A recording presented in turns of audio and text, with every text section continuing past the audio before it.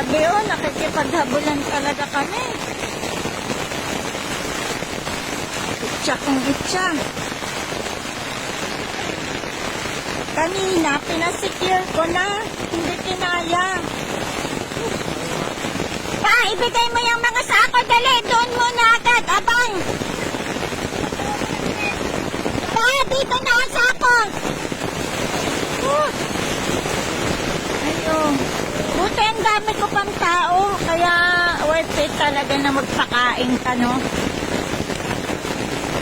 Nayak ako bigla. Ito yung buhay ng mga magsasaka actual ko.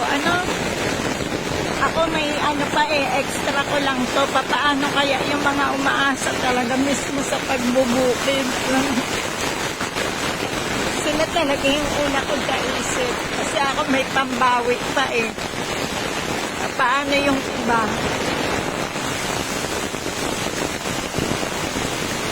Bigla talaga yung lakas ng ulan. Grabe. Hindi mo akalain na ganon. Yung volume ng tubig. Parang